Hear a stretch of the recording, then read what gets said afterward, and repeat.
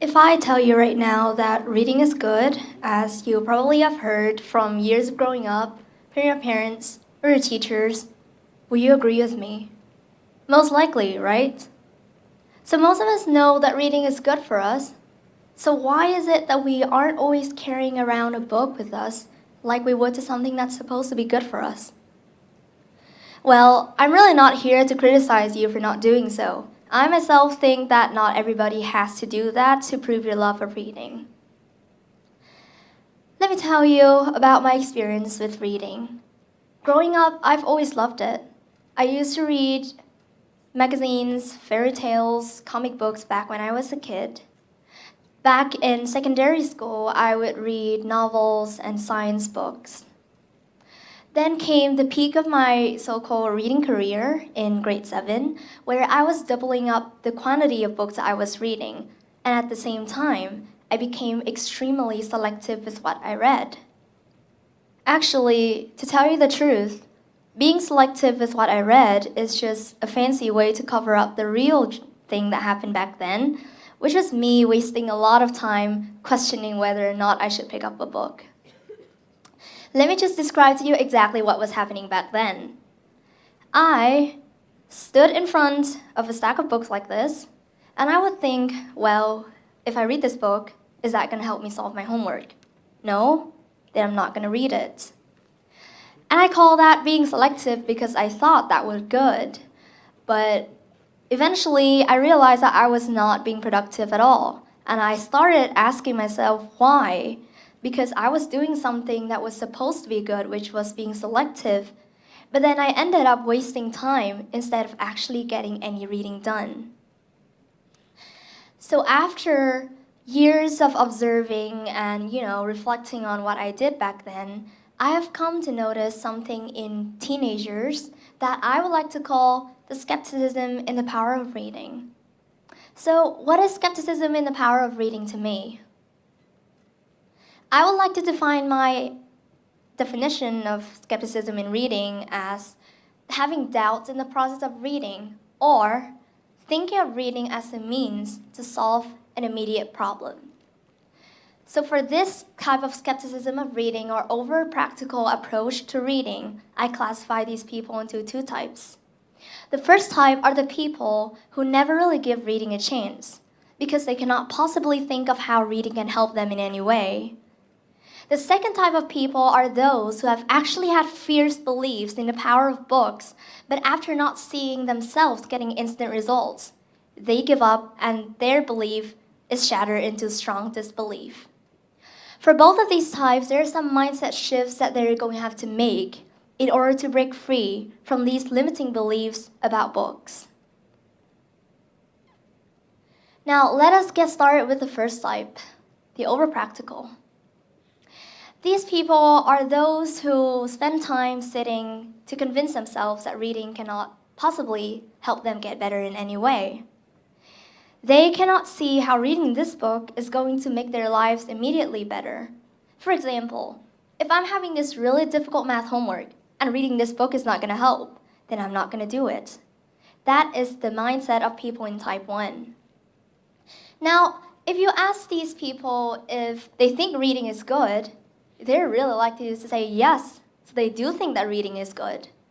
But easier said than done, they only look at the short-term benefits of reading, which is how it's going to benefit them today, tomorrow, or the day after tomorrow, to which they do not see any possibility of what they read changing anything.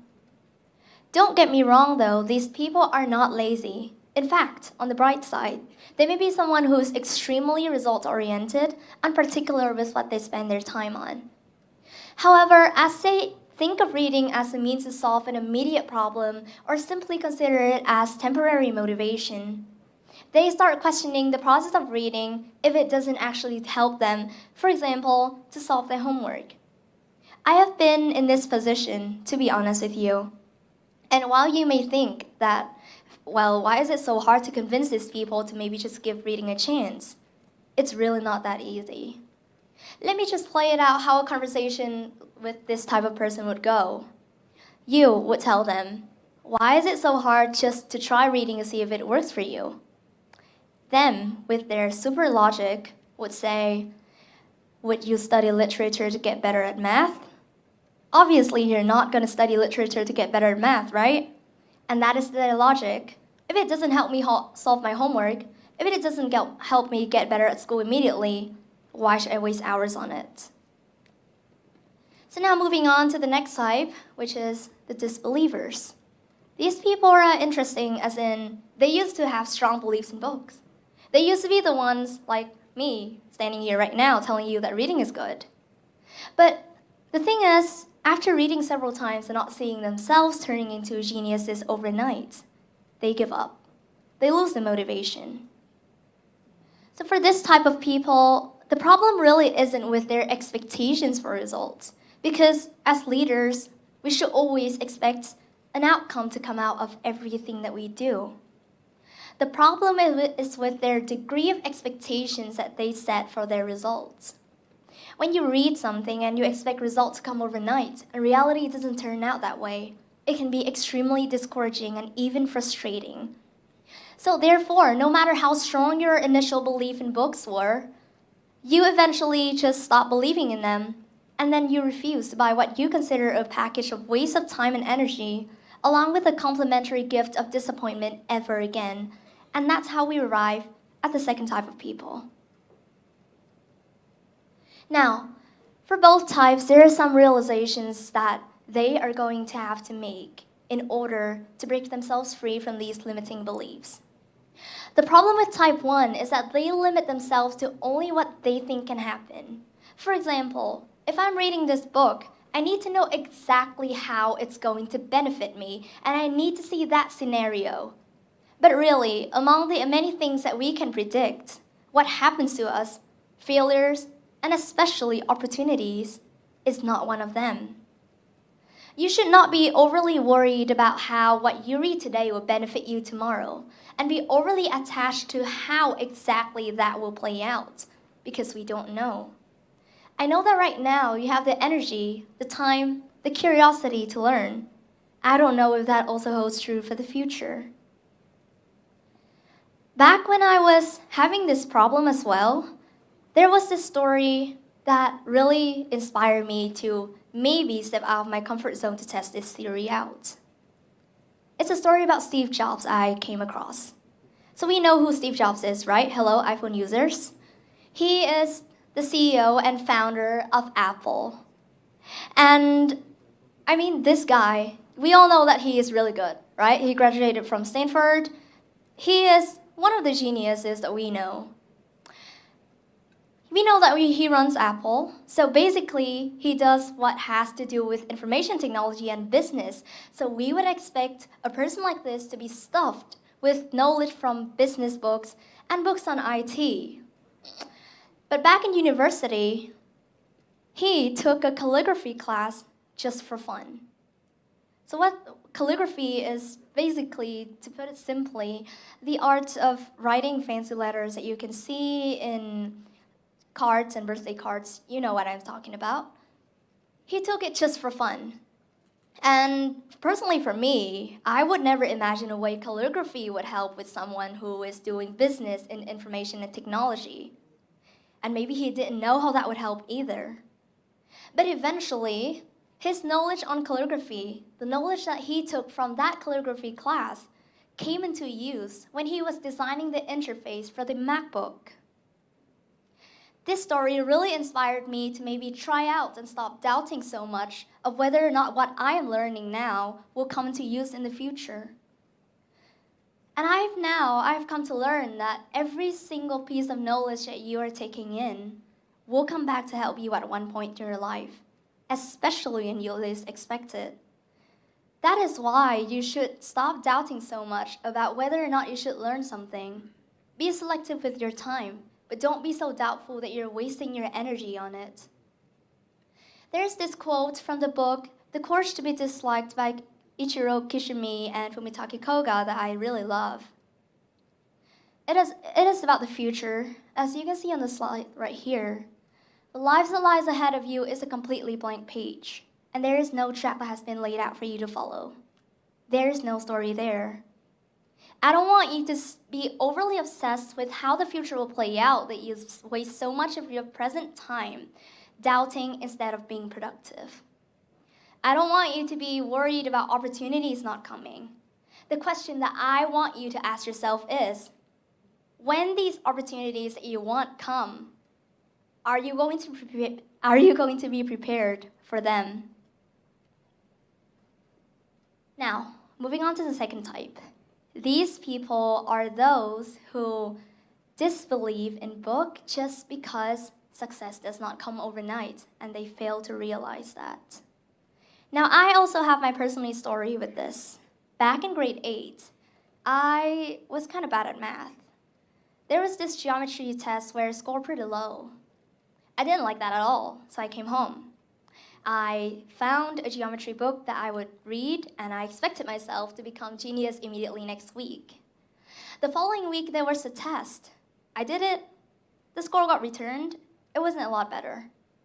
The week afterward, I also did a test. It also didn't get a lot better than the previous one. So then I came home and I was like, you see, obviously reading this book is not gonna help, because I wasn't even reading on the topic that I was doing at school back then. So I just threw it aside and told myself that, next time if I score low on a test, just don't count to extra reading. It doesn't help. Well, life really loved throwing surprises at us. Right the following semester at school, we did every single thing that I had previously read on. Now, it took me an entire semester for what I read to be useful, and it could have been any time frame. 3 months, 6 months, even a year. Don't set your expectations too high and unrealistic. Think of reading as the process of layering your knowledge, building layer after layer until you're competent enough that opportunities start coming to you. I've heard this saying, although I don't exactly remember where I heard it, but when you're competent enough, what you want, the opportunities, the people, the networks, they will all start coming to you. Your job is not to predict. Your job is to get yourself prepared and ready to take those opportunities when they come to you. Now, just to sum it up, you may find yourself in one of these two types I talked about. Maybe you are just hesitating a lot to pick up a book because you cannot convince yourself how it's going to help you.